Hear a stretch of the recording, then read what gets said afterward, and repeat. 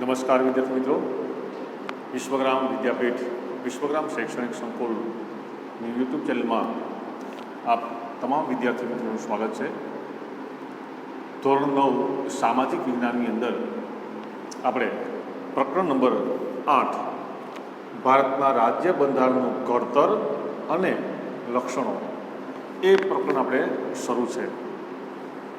છેલ્લા વિડીયોની અંદર આપણે બંધારણના આધાર સ્તંભોની વાત કરી અને આપણે વિડીયોને આપણે પૂર્ણ કર્યો હતો. આજના વિડીયોની અંદર આપણે બંધારણની અતિ મહત્ત્વની બાબતો વિશે ચર્ચા કરશું. તો એની અંદર મુખ્ય મુદ્દો બંધારણના મૂળભૂત લક્ષણો. બંધારણના મૂળભૂત લક્ષણો ક્યાં છે એને આપણે જોવાનું છે. આપણે બધાને ખ્યાલ છે કે 26મી જાન્યુઆરી 1950થી આપણું ભારતનું બંધારણ અસ્તિત્વમાં આવ્યું, અમલમાં આવ્યું. ત્યારથી આપણે એ બંધારણને આધીન જ સમગ્ર દેશની વ્યવસ્થા ચાલી રહી છે. તો એમાં આપણે થોડી ચર્ચા કરીએ.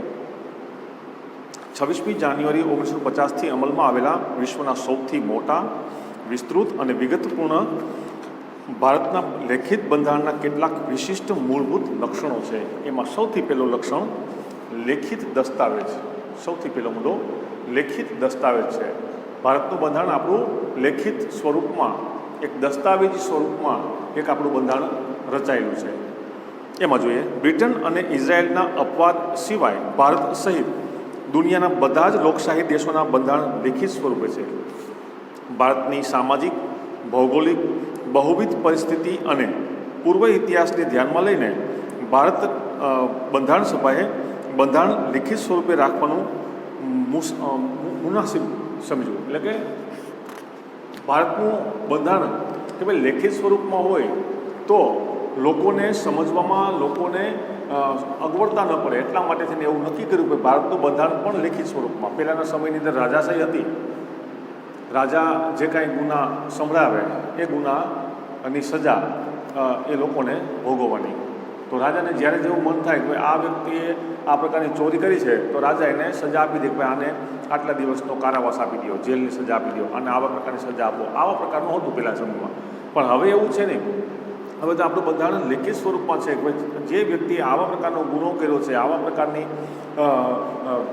કોઈ પણ પ્રકારની રાષ્ટ્રની અંદર પ્રવૃત્તિ કરી છે તો એને આવા પ્રકારની સજા, આવી પ્રકારની હવે લેખિત સ્વરૂપમાં થયેલું છે. બીજો મુદ્દો, બંધારણનું કદ.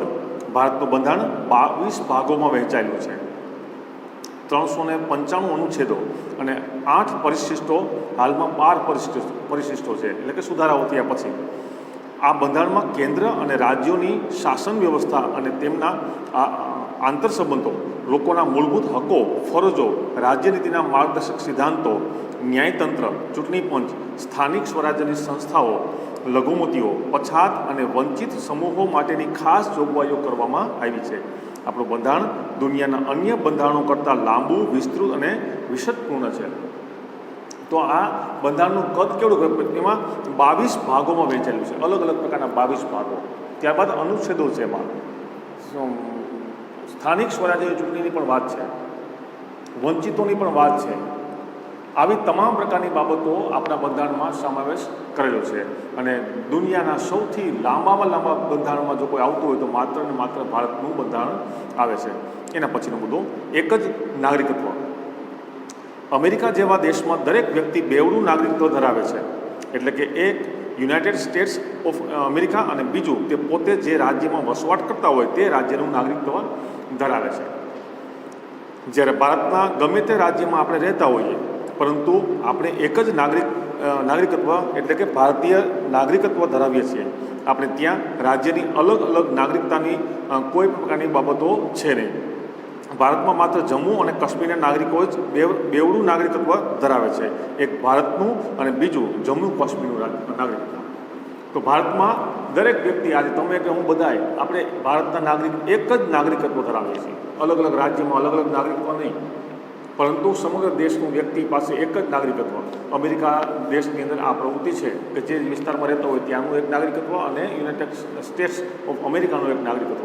તો આ રીતે ત્યાંની સિસ્ટમ છે પરંતુ ભારતની અંદર કોઈ પણ રાજ્યમાં કોઈ પણ વ્યક્તિ વસવાટ કરતો હોય, ગમે તે લિંગનો, ભાષાનો, ધર્મનો, ગમે તે હોય, એની પાસે નાગરિકત્વ એક જ. એને પછીનો ચોથો મુદ્દો, મૂળભૂત કેન્દ્રવાળું સમવાય તંત્ર. ભારતના ક્યાંય સમવાય એટલે કે ફેડરલ શબ્દનો ઉપયોગ થયો નથી. બંધારણ ભારતને રાજ્યોનો સંઘ એટલે કે યુનિયન ઓફ સ્ટેટ્સ તરીકે જણાવે છે. આમ ભારત સંઘીય રાજ્ય છે. સંઘ શબ્દ દ્વારા ભારતમાં સંઘ, કેન્દ્ર અને એકમ રાજ્યો વચ્ચે ક્યારેય પણ બદલી શકાતી નહીં તેવી કાયમી સંબંધોની લેખિત સ્વરૂપે બંધારણમાં સ્પષ્ટતા કરવામાં આવી છે. એકમ રાજ્યોને કેન્દ્રથી છૂટા પાડવાનો અધિકાર નથી. સંઘ સરકારને કેટલીક વિશેષ અને ચડિયાતી સત્તાઓ આપવામાં આવી છે. તો આપણો આ સંઘીય સરકાર, સંઘીય દેશ આપણો છે. અલગ અલગ રાજ્યોના સંઘનો એક દેશ બન્યો છે. એને આપણે રાજ્ય કહીએ છીએ, દેશ કહીએ છીએ. અલગ અલગ સંઘો, તો ગુજરાત છે, મહારાષ્ટ્ર છે, આ બધા અલગ અલગ રાજ્યો ભેગા મળી અને એક સંઘ બન્યો, એને આપણે કેન્દ્ર કહીએ છીએ, અથવા તો આપણે એને ભારતની સરકાર અથવા ભારતનું આખું દેશ આપણે કહી શકીએ. કેન્દ્ર સરકાર અને પ્રાદેશિક રાજ્ય સરકારો વચ્ચે સત્તાની સ્પષ્ટ વહેંચણી કરવામાં આવી છે, જેથી રાજ્ય સરકાર પોતાના જ પ્રદેશ ઉપર પોતાના કાર્યક્ષેત્રોના અનુસંધાને પોતાના કાયદાઓ ઘડી શકે છે. કેન્દ્ર અને રાજ્યો વચ્ચે સત્તાના વિભાજન થકી બંધારણમાં બક્ષવામાં આવેલા સત્તાઓ ભોગવે છે. કેન્દ્રને અલગ સત્તાઓ આપી છે, રાજ્યને પણ અલગ સત્તાઓ આપી છે.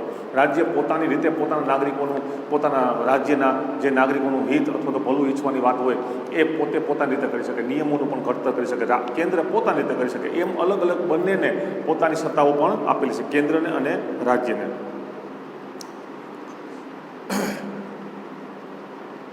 સમવાય તંત્રમાં તટસ્થ, નિષ્પક્ષ અને સ્વતંત્ર ન્યાયતંત્ર છે, જે કેન્દ્ર અને રાજ્યો વચ્ચે સત્તાના અને કાર્યોના વિભાજનના સંદર્ભે કોઈ મડાગાંઠ ઊભી થાય તો તે બંધારણનું અર્થઘટન કરી તેનું નિરાકરણ લાવવાની કામગીરી કરે છે. કદાચ માની લો કેન્દ્રના નિયમોમાં અને રાજ્યના નિયમોમાં કાંઈ પણ પ્રકારની ક્ષતિ આવે, કોઈ પણ પ્રકારની સમસ્યા આવે, કોઈ પણ પ્રકારની તકલીફ ઊભી થાય તો બંધારણનો અભ્યાસ કરી અને એ જે કાંઈ તકલીફ પડી છે એનું સમાધાન કરી શકાય. એના પછી ભારતમાં કેન્દ્ર અને રાજ્યો વચ્ચે સત્તાનું સ્પષ્ટ અને વિશદ વિભાજન કરવામાં આવ્યું છે, જે માટે 3 યાદીઓ બંધારણમાં મૂકી છે. એમાં 3 યાદીમાં ત્રણ કેન્દ્ર યાદી, રાજ્યોની યાદી અને સંયુક્ત યાદી. એને જોઈએ આપણે. સૌથી પહેલો મુદ્દો કેન્દ્ર યાદી. સંઘ યાદીમાં કુલ 97 જેટલા વિષયોનો સમાવેશ કરવામાં આવ્યો છે, જેમાં કાયદો ઘડવાની સંપૂર્ણ સત્તા સાંસદ ધરાવે છે. સંરક્ષણ, વિદેશી બાબતો, અણુશક્તિ, નાણું, વીમો, બેન્કિંગ, તાર ટપાલ, રેલવે જેવા રાષ્ટ્રીય મહત્વ ધરાવતા ક્ષેત્રોમાં કેન્દ્ર સર્વોપરી સત્તા ધરાવે છે. તો સૌથી પહેલાં કેન્દ્રની સત્તાની વાત આપણે, કેન્દ્રની યાદી, તો એમાં 97 જેટલા વિષયોનો સમાવેશ કર્યો છે. એમાં આપણે બધા મુદ્દા પણ આપ્યા છે કે ભાઈ સંદેશા વ્યવહાર છે, સંરક્ષણ છે, વિદેશી બાબતો છે, અણુશક્તિ છે, નાણું છે, વીમો છે. આ બધા મુદ્દાઓનું નિયમન અથવા તો એનું જે કાંઈ પ્રકારનો નિર્ણય લેવાનો હોય એ કેન્દ્ર સરકાર લે છે. રાજ્ય સરકાર એનો નિર્ણય લઈ શકતી નથી, કારણ કે સમગ્ર દેશમાં એ નિયમ લાગુ પાડવાનો છે. એટલા માટે થઈ અમુક જેટલા મુદ્દાઓને, 97 જેટલા મુદ્દાઓને સરકારે પોતાની યાદીમાં રાખેલા છે. એમાં કેન્દ્ર સરકાર જે કાંઈ નિયમ ઘડે અથવા તો કોઈ પ્રકારનું નિયંત્રણ લઈ આવે એ બધા દેશના રાજ્યોને મંજૂર હોવું જોઈએ. બીજો મુદ્દો રાજ્યોની યાદી, જેમાં 66 નિયમોનો સમાવેશ કરવામાં આવ્યો છે, જેમના પર કાયદો ઘડવાની સંપૂર્ણ સત્તા રાજ્યોની ધારાસભાઓ એટલે વિધાનસભા ગૃહને મળેલી છે. કાયદો અને વ્યવસ્થા, શિક્ષણ, સ્થાનિક રાજ્યની સંસ્થાઓ, કૃષિ, સિંચાઈ, આરોગ્ય, ભૂમિ, રાજ્યોના આંતરિક વેપાર વાણિજ્ય વિષયક સેવાઓનો પણ સમાવેશ આમાં થાય છે. જો કેન્દ્રને લાગે કે રાજ્યમાં કાયદો અને વ્યવસ્થા પડી ભાંગી છે, ત્યારે રાજ્યની સંપત્તિ સાથે કે રાજ્યની મરજી વિરુદ્ધ જઈને કેન્દ્ર તે રાજ્યમાં કેન્દ્રીય અનામત પોલીસ દળોને મોકલી શકે છે. તો રાજ્યને 66 જેટલા મુદ્દાઓ આપ્યા છે, 66 જેટલી બાબતો ઉપર પોતે પોતાની રીતે નિર્ણય લઈ શકે, જેમાં કૃષિની વાત છે, સ્થાનિક સ્વરાજ્યની વાત છે, શિક્ષણની વાત છે, આરોગ્યની, આવા 66 જેટલા મુદ્દાઓની ઉપર નિયમન અથવા તો નિયંત્રણ એ રાજ્ય સરકાર લઈ આવી શકે. કદાચ અમુક રાજ્યની અંદર પ્રજા અથવા તો રાજ્ય સરકાર કોઈ પણ પ્રકારનું નિયમનું ઉલ્લંઘન કરે તો કેન્દ્ર સરકાર છે તે ત્યાં પોલીસ દળ ઊભું કરે છે અને એનું તમામ પ્રકારનો વહીવટ છે તે કેન્દ્ર લઈ લે છે. ત્યારબાદ સંયુક્ત યાદી. ત્રીજો, સંયુક્ત યાદીમાં 47 જેટલા વિષયોનો સમાવેશ કરવામાં આવ્યો છે, જેમના પર કાયદો ઘડવાની સત્તા કેન્દ્ર અને રાજ્યો બંને ધરાવે છે, પરંતુ જ્યારે રાજ્યોના કાયદામાં વિવાદ કે સંઘર્ષ ઊભો થાય ત્યારે ત્યાં કેન્દ્રનો કાયદો ચડિયાતો અને સર્વોપરી ગણાય છે. આમ સમવાય તંત્રમાં કેન્દ્રને સંયુક્ત યાદીમાં પણ સમાવેશ વિશેષ સત્તાઓ આપી છે. આ યાદીમાં દીવાની અને ફોજદારી બાબતો, લગ્ન, છૂટાછેડા અને ભરણપોષણ, શિક્ષણ, આર્થિક આયોજન, વ્યાપારી સંઘો વગેરેનો સમાવેશ થઈ શકે છે. તો અમુક યાદી અથવા તો અમુક પ્રકારના મુદ્દાઓ 47 જેટલા મુદ્દા એવા છે કે જેમાં કેન્દ્ર અને રાજ્ય બંને સંયુક્ત રીતે પોતાની રીતે નિયમો ઘડે છે અને કોઈ પણ પ્રકારના નિયમનું પાલન કરાવે છે.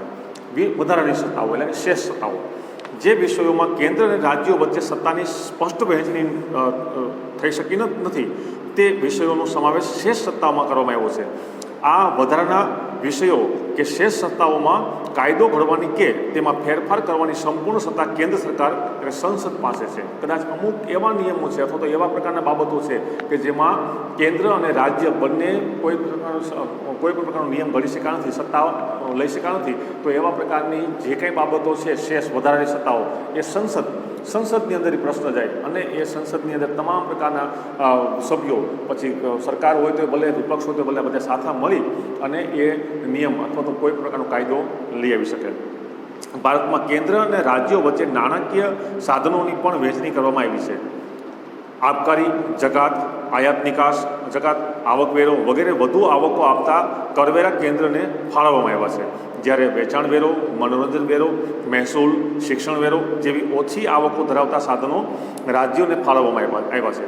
તેથી રાજ્યોને કેન્દ્ર પાસે ગ્રાન્ટ સ્વરૂપે આર્થિક સહાયનો આધાર પણ રાખવો પડે છે. સરકાર વિવિધ પ્રકારના ટેક્સ ઉઘરાવે છે, સરકાર વિવિધ પ્રકારના કર ઉઘરાવે છે. એ બધા જ પ્રકારના કર ઉઘરાવી, ટેક્સ ઉઘરાવી અને સરકાર સામાન્ય આપણા બધા લોકો માટે થઈ અને જે જાહેર સુવિધાઓ હોય છે, રોડ, રસ્તાઓ, કોઈ પાણી છે, કોઈ મોટા મોટા ડેમ છે, કોઈ પણ બીજી સુવિધાઓ છે, આ બધી જ પ્રકારની સુવિધાઓ, આરોગ્ય છે, શિક્ષણ છે, આ બધી જ પ્રકારની સુવિધાઓ આપણને સરકાર આપે છે. તો જે મહત્ત્વના જે ટેક્સ જેમાંથી મળે છે, વધારે ટેક્સ મળે છે, એ બધા ટેક્સ ઉઘરાવવાની સત્તા છે તે કેન્દ્ર સરકારે રાખી છે અને ઓછા જે ટેક્સ મળે છે ઓછી રકમમાં, એ બધા જ પ્રકારના ટેક્સ અથવા તો કરની સત્તા એ રાજ્ય સરકારે રાખી છે. રાજ્ય સરકાર પોતાના રાજ્યનું સંચાલન કરવા માટે કદાચ એને અમુક પ્રકારના પૈસાની જરૂર પડે તો કેન્દ્ર પાસે તે ગ્રાન્ટ સ્વરૂપે માંગણી કરે છે અને કેન્દ્ર એ ગ્રાન્ટ તેને ફાળવે છે. રાજ્યની અંદર એ સુખાકારી લોકો આપણે બધા ભોગવીએ છીએ. આવી રીતે સરકારની વ્યવસ્થા ચાલતી હોય છે. ત્યારબાદ 5મો મુદ્દો, કટોકટી વેળા એકતંત્રી વ્યવસ્થા. ભારતના બંધારણમાં 3 પ્રકારની કટોકટીની જોગવાઈઓ કરવામાં આવી છે. પહેલું, યુદ્ધ, બાહ્ય આક્રમણ કે સશસ્ત્ર બળવો કે સંજોગોમાં રાષ્ટ્રીય સલામતી જોખમાય એવી પરિસ્થિતિમાં દેશમાં સલામતી વિશે કટોકટી જાહેર કરી શકાય છે. કે કદાચ બાહ્ય બીજા દેશના લોકો બીજા દેશના ભારત દેશ ઉપર કદાચ યુદ્ધ કરે અથવા તો કોઈ પણ પ્રકારની સમસ્યા સર્જાય, એવી પ્રકારની ઘટના જ્યારે બને છે ત્યારે સરકાર છે તે દેશમાં કે રાજ્યમાં કે કોઈ પણ વિસ્તારની અંદર કટોકટી જાહેર કરી દે. ત્યાં રાજ્યના નિયમ લાગુ પડે નહીં, માત્ર ને માત્ર કેન્દ્રના, આને કટોકટી કહેવાય. તો કેન્દ્રના નિયમ લાગુ પડશે ત્યાં. તો આવી જ્યારે સમસ્યા, તો 3 રીતે કટોકટી જાહેર થઈ શકે. એક તો પહેલી આપણે વાત કરી કે યુદ્ધ થાય છે, કોઈ પણ બહારના દેશનું આક્રમણ થાય છે ત્યારે કટોકટી થાય છે. બીજો મુદ્દો, રાજ્યમાં કાયદો અને વ્યવસ્થાની પરિસ્થિતિ પડી ભાંગી હોય અથવા બંધારણીય જોગવાઈઓ અનુસાર રાજ્યની સરકાર ચાલી શકે એમ ન હોય ત્યારે કેન્દ્ર સરકાર બંધારણીય કટોકટી જાહેર કરી શકે છે અને રાષ્ટ્રપતિ શાસન લાગુ પાડી દે છે. કદાચ રાજ્યની અંદર રાજ્યના અને રાજ્યના લોકો સરકારની વિરુદ્ધ હોય, સરકારના કાર્યથી સંતુષ્ટ ન હોય, સરકારની સામે બળવો કરતા હોય, સરકારની સામે આંદોલનો કરતા હોય અને સરકારના કોઈ નિયમોનું પાલન કરતા ન હોય અને નિયમોનું ઉલ્લંઘન જ્યારે થઈ રહેતું હોય ત્યારે સરકાર શું કરે છે, એ રાજ્ય સરકારનો તમામ પ્રકારનો વહીવટ એની પાસેથી લઈ લે છે અને કેન્દ્રના નિયમો લાગુ પડે છે. એનું નામ આપવામાં આવ્યું છે કેન્દ્ર શાસન, કેન્દ્રનું શાસન, રાષ્ટ્રપતિ શાસન. આવી રીતે એ રાજ્યનું સંચાલન ચલાવે છે. જ્યારે રાજ્યના લોકો સરકારનું માનતા ન હોય, સરકારના વિરુદ્ધમાં હોય, સરકારની સામે આંદોલનો કરતા હોય ત્યારે એને કહેવાય છે રાષ્ટ્રપતિ શાસન. અને ત્રીજી રીતે, સતત ભાવ વધારાને કારણે નાણાંના મૂલ્યમાં ઝડપથી ધોવાણ થતું હોય ત્યારે નાણાકીય કટોકટી જાહેર કરી શકાય છે. દરેક વસ્તુમાં ભાવ વધતા હોય, દરેક વસ્તુમાં એ ભાવ કોણ વધારે કરે? વેપારીઓ, ઉત્પાદનકર્તાઓ, બજાર આ ભાવ વધઘટ કરે છે. પણ અમુક સમયે અમુક વસ્તુના ભાવ અસહ્ય વધી જાય, સતત વધતા રહીએ અને લોકોને પોસાય નહીં એમ વધવા માંડે ત્યારે કેન્દ્ર છે તે એ પોતાના હસ્તક આ બજાર લઈ લે આખી. નાણાંનું સંચાલન આખું કરવા મળે છે. ભાઈ આ વસ્તુના ભાવ આટલા જ હોવા જોઈએ, આ વસ્તુના ભાવ આટલા હોવા જોઈએ, આ વસ્તુનું ઉત્પાદન આમ થાય છે, આમ થાય છે, આવી રીતે મળે છે. એ તમામ પ્રકારનું આયોજન કરી અને ભાવ નક્કી કરે છે. તો આ નાણાકીય કટોકટી થાય છે. ત્યારે આમ કટોકટીના આ ત્રણેય જોગવાઈઓ હેઠળ આપણું સમવાય તંત્ર એકંદરે એક તંત્રી વ્યવસ્થામાં ફેરવાઈ જાય છે. તેટલા સમયગાળા પૂરતું સમવાય તંત્ર સ્થગિત થઈ જાય છે. તો આવી ત્રણ કટોકટીની અંદર રાજ્ય કે કોઈ પણ પ્રકારના રાજ્યની અંદર સમસ્યાઓ સર્જાણી હોય છે ત્યારે સમવાય તંત્ર તમામ પ્રકારનું કામ કરતું બંધ થઈ જાય અને કેન્દ્ર પોતાની સત્તા લઈએ છે. આ 14 મુદ્દા જે છે આપણે સ્પીડમાં લેશું અને થોડાક તમારે વાંચવા પણ પડશે, તમારે તૈયારી પણ કરવા પડશે. એટલા માટે 14 મુદ્દા યાદ પણ રાખવાના છે, ખાલી નામ એના. અને અમુક મુદ્દાઓ જે છે હું તમને અહીંયા કરાવીશ. દ્વિગૃહી પ્રથા, લોકો દ્વારા ચૂંટાયેલા પ્રતિનિધિઓમાંથી બનેલી લોકસભા. લોકસભામાં જ સાચી સત્તા સ્થાપિત થયેલી છે. સંસદમાં 2 ગૃહો છે, એક તો ઉપલું ગૃહ જેને રાજ્યસભા કહે છે અને બીજું નીચલું ગૃહ જેને લોકસભા કહે છે, સંસદ ભવન. પ્રધાનમંડળની રચના સંસદ સભ્યોમાંથી કરવામાં આવે છે. પ્રધાનમંડળ સંસદને જવાબદાર છે. પ્રધાનમંડળ લોકસભાનો વિશ્વાસ ધરાવે ત્યાં સુધી સત્તા ઉપર રહી શકે છે. આ સંસદ ભવનની આપણે વાત કરીએ તો આપણા જે વિસ્તારમાં તમે રહ્યો છો, જે જિલ્લામાં તમે રહ્યો છો, તો જિલ્લામાંથી એક સમગ્ર દેશના જિલ્લામાંથી એક પ્રતિનિધિ ચૂંટાય છે જેને આપણે સંસદ સભ્ય કહીએ છીએ. તો આ સંસદ સભ્ય આખા દેશના તમામ રાજ્યના તમામ જિલ્લાઓમાંથી એક વ્યક્તિ ચૂંટાય અને ત્યાં કેન્દ્રમાં જાય છે જેને આપણે લોકસભા કહીએ છીએ. તો લોકસભાની અંદર તે બેસે છે અને સરકારનું જે કાંઈ તંત્ર છે તે ચાલતું હોય છે. જે વધારે લોકો કોઈ પણ પક્ષના વધારે સભ્યો ચૂંટાય તો એ પક્ષની સરકાર રચાય. આપણે બધાને સામાન્ય વસ્તુ છે, બધાને ખ્યાલ જ છે આપણે. તો જે વધુ પક્ષના લોકો ચૂંટાઈને ગયા એની સરકાર રચાણી. સંસદ ભવનની અંદર આ સરકારે પોતે પોતાનું કામ કરતું હોય છે કે કયા રાજ્યમાં કઈ સુવિધાઓની જરૂર છે, શું છે શું નહીં. આ બધું આવી પ્રકારની વ્યવસ્થા ચાલતી હોય છે. સંસદીય સરકાર એ સંયુક્ત જવાબદારીના સિદ્ધાંત ઉપર કામ કરે છે. પ્રધાનમંડળમાં અત્યંત મહત્ત્વના નિર્ણયો લેવાતા હોય છે. કેન્દ્રમાં રાષ્ટ્રપતિના નામે તથા રાજ્યમાં રાજ્યપાલ એટલે કે ગવર્નરના નામે વહીવટ ચાલતો હોવા છતાં ખરેખર સત્તા કેન્દ્રમાં વડાપ્રધાનની આગેવાની હેઠળનું પ્રધાનમંડળ અને રાજ્યોમાં મુખ્યપ્રધાનના વડપણ હેઠળનું પ્રધાનમંડળ જ વહીવટ અને કારોબારી સત્તા ભોગવે છે.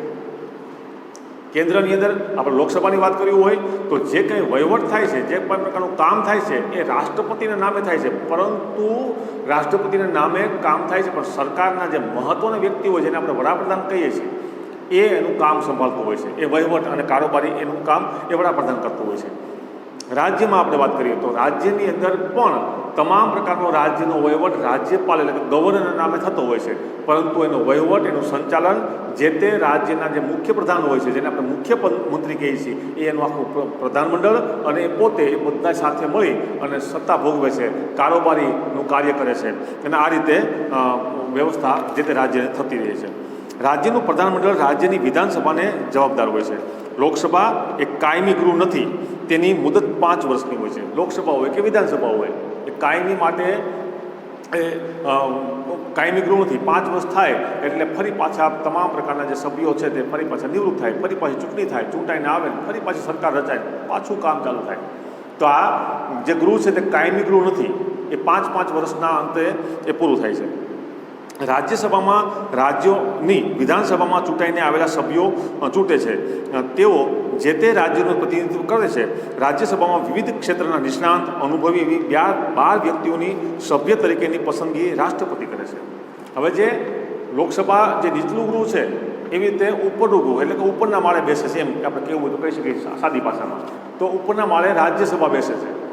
તો રાજ્યસભાના જે સભ્યો છે એ અલગ અલગ રાજ્યોમાંથી આવ્યા હોય, એ ચૂંટણી થતી નથી, એની પસંદગી થાય છે, નિયુક્તિ થાય છે. તો એ અલગ અલગ જગ્યાએથી અલગ અલગ રાજ્યોમાંથી આવ્યા હોય, એ કાયમી માટે ગૃહ ચાલુ હોય છે. તો 12 સભ્યો એવા છે કે જે રાષ્ટ્રપતિ એને ચૂંટે છે, કે જે કોઈ સારા નિષ્ણાંત હોય, કોઈ સારા વ્યક્તિ હોય, કોઈ મહાન વ્યક્તિ હોય, કોઈ શિક્ષણ ક્ષેત્રે હોય, કોઈ આરોગ્ય ક્ષેત્રે હોય, કોઈ સંસ્કૃતિ ક્ષેત્રે હોય, કોઈ અલગ અલગ રમતગમત ક્ષેત્રે હોય, એમ અલગ અલગ વ્યક્તિઓ 12 જેટલા વ્યક્તિઓ છે તેની પસંદગી કરે છે. રાજ્યસભા એ કાયમી ગૃહ છે. તેમાં 1/3 સભ્યો દર 2 વર્ષે નિવૃત્ત થાય છે. એમાં ચૂંટણી થતી નથી, એમાં નિવૃત્ત થાય છે. તેટલા જ સભ્યો ફરીથી ચૂંટવાનો પાત્ર છે. આમ રાજ્યસભાનો સભ્ય 6 વર્ષ સુધી સભ્યપદ ધરાવે છે. રાજ્યસભાની સત્તા પ્રમાણમાં ઓછી છે, જ્યારે લોકસભાની સત્તાઓ વિશેષ, ચડિયાતી અને નિર્ણાયક છે. રાજ્યસભાનું સંપૂર્ણપણે વિસર્જન થતું નથી. રાજ્યસભાની પાસે સત્તાઓ થોડી ઓછી છે, જેટલી લોકસભા પાસે છે એટલી બધી છે નહીં.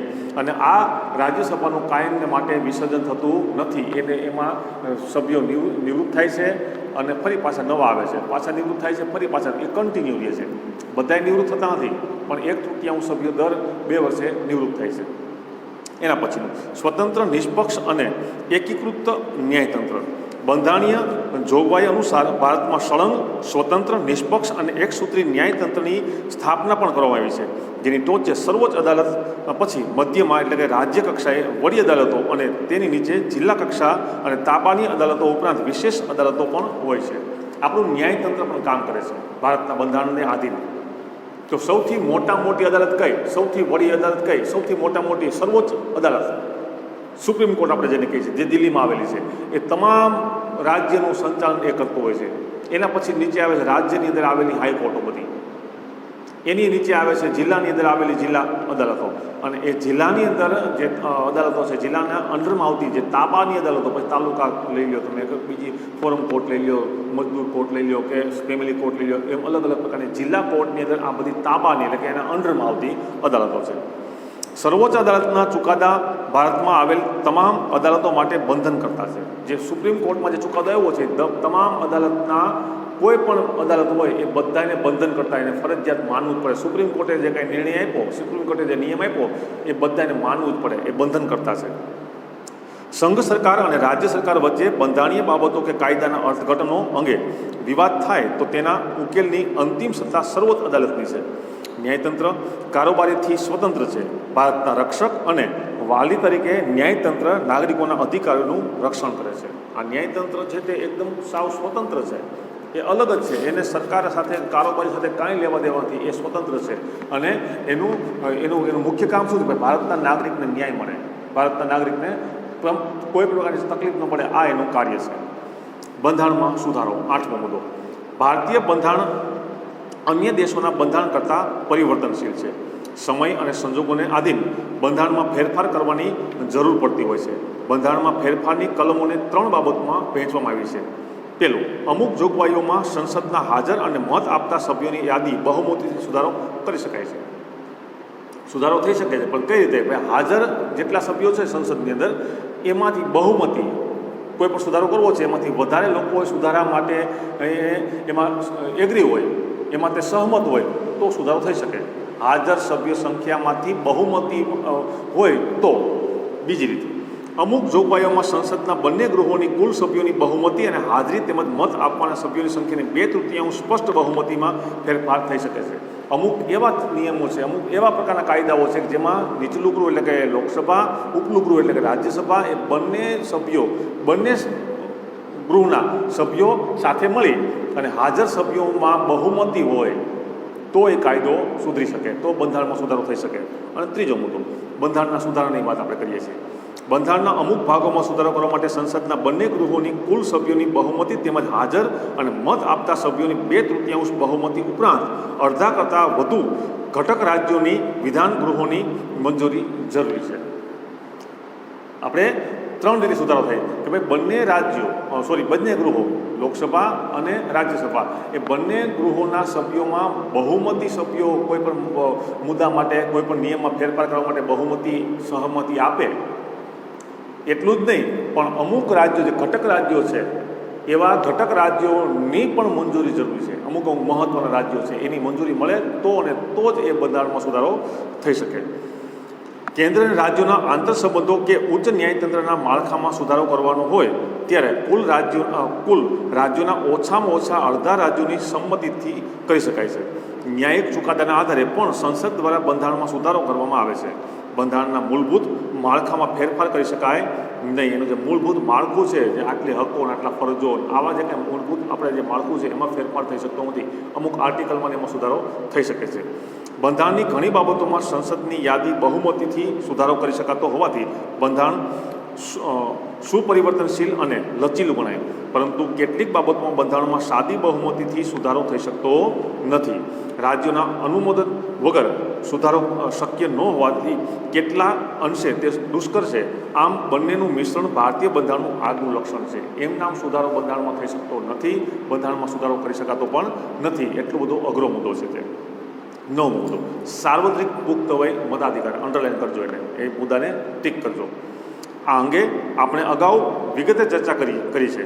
ભારતમાં બંધારણમાં 18 વર્ષની ઉંમરના તમામ નાગરિકોને કોઈ પણ જાતના ધર્મ, જાતિ, શિક્ષણ, લિંગ, આવક, કોમ, મિલકત કે જન્મસ્થાન જેવી કોઈ પણ બાબત જાતના ભેદભાવ મુક્ત રીતે દરેક નાગરિકને સમાન મતાધિકાર આપવો એ ખરેખર પ્રગતિશીલ અને હિંમતભર્યું પગલું છે.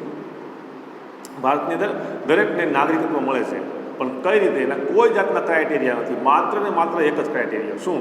કે ભાઈ એ વ્યક્તિની ઉંમર 18 વર્ષની હોવી જોઈએ, એને મતાધિકાર, મતનો અધિકાર મળે.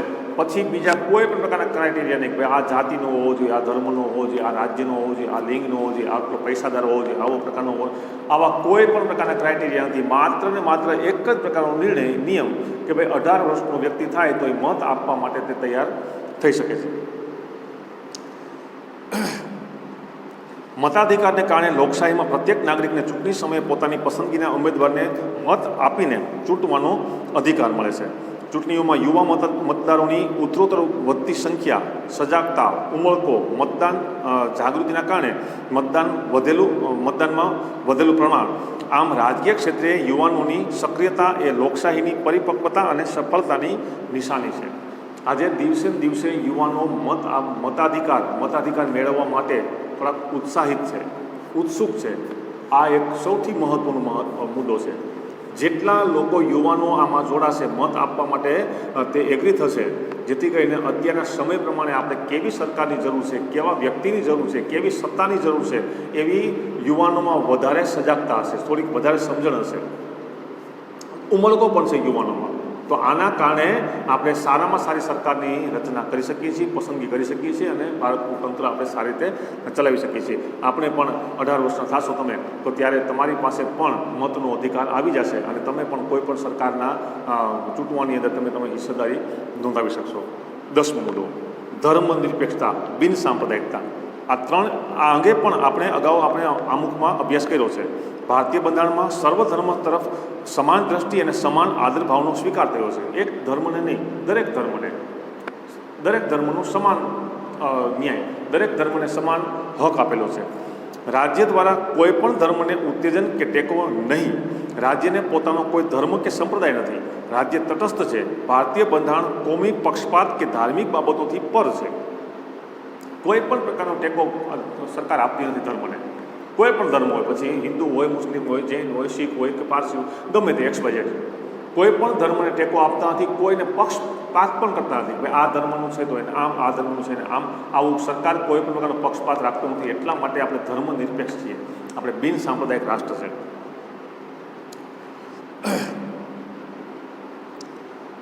રાજ્ય કોઈ પણ નાગરિક પ્રત્યે ધર્મના આધારે ભેદભાવ રાખતું નથી. ધર્મના અનુયાયીઓને પોતાની પસંદગીનો ધાર્મિક માન્યતા, શ્રદ્ધા, આસ્થા અનુસરવાનું, ધર્મનું પાલન કરવાની, પ્રચાર પ્રસાર કરવાની સ્વતંત્રતા બંધારણમાં આપવામાં આવી છે. દરેક ધર્મના લોકો, જે ધર્મના અનુયાયીઓ છે, આપણે ગમે તે ધર્મ પાળતા હોય તો આપણે આપણા ધર્મનો ફેલાવો, આપણે આપણા ધર્મનો જે કાંઈ પ્રકારનો પ્રચાર પ્રસાર કરવો હોય તો આપણે બંધારણની અંદર કોઈ પણ પ્રકારની મનાઈ કરેલી નથી. આપણે આપણા ધર્મનો ફેલાવો, પાળવો, આપણે ધર્મની તમામ પ્રકારની વિધિ વિધાનો કરવા, એ બધું આપણે કરી શકીએ છીએ. બંધારણમાં એવી કોઈ પણ પ્રકારની બંદિશ આપી નથી. જો કે ભારતીય બંધારણમાં ધાર્મિક લઘુમતીઓને કેટલાક વિશેષ અધિકારો અને સવલતો આપવામાં આવી છે. સમાન નાગરિક ધારાની જોગવાઈ માર્ગદર્શક સિદ્ધાંતોમાં સમાવી, આમ આ બાબતો ધર્મ નિરપેક્ષ રાજ્યોને ઘોષિત કરે છે. તેમ છતાંય આપણે ભારતની અંદર એક મહત્ત્વનો મુદ્દો આપ્યો છે કે ભાઈ જે લઘુમતીમાં છે, જે ધર્મના લોકો લઘુમતી એટલે કે ઓછા છે, લઘુમતી એટલે કે ઓછા, બહુમતી એટલે કે વધારે. અમુક ધર્મ એવો છે કે જેની સંખ્યા, એના અનુયાયીઓની સંખ્યા સાવ ઓછી છે. ઉદાહરણ તરીકે પારસી, જૈન, એની સંખ્યા ઘણી બધી ઓછી છે. તો આને અમુક પ્રકારની છૂટછાટ એટલે અમુક પ્રકારના એને નિયમો આપ્યા છે. એના પછી અદાલતી સમીક્ષા, 11મો મુદ્દો.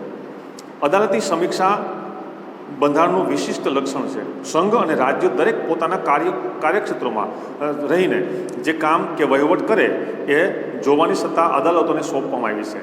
સંસદની સત્તાઓને અવગણ્યા વગર અદાલતની સમીક્ષા વિશેષ સિદ્ધાંતો વચ્ચે એક સુમેળ સ્થાપવાનો પ્રયાસ બંધારણમાં કર્યો છે. સંસદે કે ધારાસભાઓએ ઘડેલા કાયદાઓ અને બહાર પાડેલા આદેશો, વટહુકમો, અદાલતી ચુકાદાઓ અને બંધારણીય સુધારાઓની સમીક્ષા કરવાની સત્તા અદાલતને આપવામાં આવી છે. અદાલતને જો એમ ખાતરી થાય કે ઘડવામાં આવેલ કાયદાઓ, સુધારાઓ કે બહાર પાડેલા હુકમો બંધારણીય મૂળભૂત જોગવાઈઓ સાથે સુસંગત નથી તો તે અદાલત ગેરબંધારણીય ઠેરવી રદબાતલ અથવા તો કેન્સલ પણ કરી શકે છે. ઘણી વખત આપણે વાત અગાઉના મુદ્દામાં કરી હતી કે બંધારણની અંદર લખેલું છે કે કેન્દ્ર પાસે સત્તા છે, રાજ્ય સરકાર પાસે સત્તા છે, કેન્દ્ર સરકાર પાસે સત્તાઓ છે, જે અમુક જે મુદ્દાઓ આપ્યા છે, કેન્દ્ર પાસે 97 યાદીના મુદ્દાઓ છે. તો એમાં કંઈક કદાચ કાયદામાં ફેરફાર કર્યો હોય અને કદાચ અમુક કાયદો ગેરબંધારણીય હોય, અદાલતને એમ થાય કે બંધારણના કાયદાનું ઉલ્લંઘન થાય છે, બંધારણનું કોઈ પણ નિયમનું પાલન થતું નથી, તો આવા અમુક કાયદાઓ કે મુદ્દાઓને આ અદાલત છે એની પાસે સત્તા છે એ આ કાયદાને રદબાતલ એટલે કે કેન્સલ પણ કરવાની સત્તા તે ધરાવે છે. 12મો મુદ્દો, મૂળભૂત હક્કો અને ફરજો. ભારતના લોકો એક સ્વતંત્ર રાષ્ટ્રના નાગરિક તરીકે ગૌરવપૂર્ણ જીવન જીવી શકે તે માટે બંધારણમાં મૂળભૂત હક્કો આપવામાં આવ્યા છે.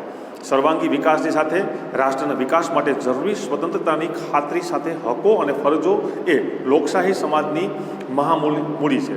બંધારણીય ઇલાજોનો હક તથા 6 થી 14 વર્ષ સુધીના બાળકોને ફરજિયાત શિક્ષણનો હક પણ બંધારણમાં સમાવવામાં આવ્યો છે. તો અમુક આપણી હક પણ છે ને આપણા ફરજો પણ છે કે ભાઈ આપણે દરેક બાળકને ભણવાનો અધિકાર છે, દરેક બાળકને ભણવું ફરજિયાત અધિકાર જ આપ્યો આપણે, કોઈ એમ ના પાડી શકે નહીં. 6 થી 14 વર્ષના બાળકને મફત અને ફરજિયાત શિક્ષણ આપવાનું છે, સરકારી સ્કૂલોમાં મળે છે. 13મો મુદ્દો, રાજ્ય નીતિના માર્ગદર્શક સિદ્ધાંતો. લોકોના રક્ષણ, સલામતીની સાથે કલ્યાણ સાધવાનો પ્રયાસ રાજ્યએ કરવાનો હોય છે. રાજ્યોને નીતિ ઘડતરમાં અને રાજ્ય શાસનમાં રાજ્યનીતિના માર્ગદર્શક સિદ્ધાંતો માર્ગદર્શન આપે છે. તેથી પણ તે સિદ્ધાંતો માર્ગદર્શક સિદ્ધાંતો કહેવાય છે. ક્યારેક માર્ગદર્શક સિદ્ધાંતો છે બંધારણમાં આપેલા છે. રાજ્યને કદાચ અમુક કાયદો ઘડવામાં રાજ્યને કોઈ જાતનો કાયદા ઘડવામાં ક્યાંક ક્ષતિ પડતી હોય, ક્યાંક તકલીફ પડતી હોય તો એ માર્ગદર્શક સિદ્ધાંતોને વાંચી જોઈ અને એમાંથી કાયદાઓ ઘડી શકે છે. અને છેલ્લો મુદ્દો 14મો, પછાત વર્ગો અને આદિવાસી માટેની જોગવાઈઓ. સમાજના પછાત વર્ગો કે પછાત જાતિઓ કે વંચિત સમુદાયોના ઉત્કર્ષ અને તેઓને સામાન્ય પ્રવાહમાં ભેળવવા માટે સક્ષમ બનાવવા માટે ભારતના બંધારણમાં વિશેષ જોગવાઈઓ કરવામાં આવી છે. ધારાગૃહોમાં સ્થાનિક સ્વરાજ્યની ચૂંટણીમાં રાજકીય પ્રતિનિધિત્વ પૂરું પાડે તે માટે અનામત બેઠકો ફાળવવામાં આવી છે. સરકારી નોકરી અને શિક્ષણ સંસ્થાઓમાં પ્રવેશ માટે અનામત કોટાની બેઠકો તેઓની વસ્તીના પ્રમાણમાં ફાળવીને સમાન તક આપી છે. પછાત જાતિના બાળકોને શિક્ષણ માટે શિષ્યવૃત્તિઓ, સવલતો, ફી માફીની સગવડતાઓ નો લાભ, હકારાત્મક ભેદભાવો કે રક્ષણાત્મક ભેદભાવને નીતિનો ખાસ પ્રબંધ બંધારણમાં કરવામાં આવ્યો છે. એ છેલ્લો મુદ્દો પણ અતિ મહત્વનો કે ભાઈ ભારતની અંદર ઘણી બધી જ્ઞાતિઓ, ઘણા બધા લોકો એવા છે કે જે પછાત રહી ગયા છે. ઘણા બધા સમયથી તે પછાતપણું ભોગવે છે, આદિવાસી છે, પછાત લોકો છે. તો એ લોકો પણ સમાજની અંદર સમાન રીતે રહી શકે, સમાજની અંદર પોતે પોતાનું સ્થાન મેળવી શકે, સમાજની અંદર રહી અને પોતે પણ પ્રગતિ કરી શકે આવી વ્યવસ્થા બંધારણની અંદર આપણા બંધારણના ઘડવૈયાઓએ કરી ગયા. એને પણ અમુક પ્રકારની છૂટછાટો આપી છે, અમુક જગ્યાએ અનામતો આપી છે, શિક્ષણ મેળવવાનો પણ એને થોડો અધિકાર આપ્યો છે. નોકરીમાં પણ એને થોડીક એની સ્પેશિયલ બેઠકો રાખેલી છે. તો આવી પ્રકારની આપણી બંધારણની રચના થઈ છે. તો આપણા ભારતના બંધારણના મૂળભૂત જે 14 લક્ષણો હતા, 14ની આપણે ચર્ચા કરી અને આપણે અહીં પાઠને આપણે પૂર્ણ કરીએ છીએ. હોમવર્કની નોટ તમારા રફ બુકમાં નોટ કરી લેજો. પ્રશ્ન પહેલો, બંધારણના મૂળભૂત લક્ષણો કેટલા છે અને કયા? બંધારણના મૂળભૂત લક્ષણો કેટલા છે અને કયા? જે 14 મુદ્દાની આપણે ચર્ચા કરી એ બધા. પ્રશ્ન બીજો, દ્વિગૃહી પ્રથા વિશે સમજાવો. દ્વિગૃહી પ્રથા વિશે સમજાવો. અને પ્રશ્ન 3, સાર્વત્રિક પુખ્ત વય મતાધિકાર એટલે શું? સાર્વત્રિક પુખ્ત વય મતાધિકાર એટલે શું? આ ત્રણ પ્રશ્નો તમારી રફ બુકમાં નોટ કરી અને તમારે હોમવર્ક તમારે મોકલવાનું છે તમારા વર્ગ શિક્ષકને. આ પ્રકરણ આપણે અહીંયા પૂર્ણ કર્યું છે. એની સાથે તમને અસાઇનમેન્ટ માટેના પ્રશ્નો પણ તમને મોકલવામાં આવશે. અસાઇનમેન્ટના પ્રશ્નો જે મોકલવામાં આવે એ તમારે ફોટો પાડીને તમારા વર્ગ શિક્ષકને મોકલવાના નથી. માત્ર તમારી પાકી બુકમાં લખી રાખવાના છે. જ્યારે સમય મળશે, જ્યારે સ્કૂલે આવવાનું થશે ત્યારે મંગાવવામાં સ્કૂલ દ્વારા સૂચના મળે ત્યારે તમારે કમ્પ્લીટ કરેલી હોવી જોઈએ, પણ એના ફોટો તમારે મોકલવાના નથી. માત્ર ને માત્ર હોમવર્કના જ ફોટો તમારે મોકલવાના છે. તો આજનો વિડીયો આપણે અહીં સુધી રાખીએ. ધન્યવાદ.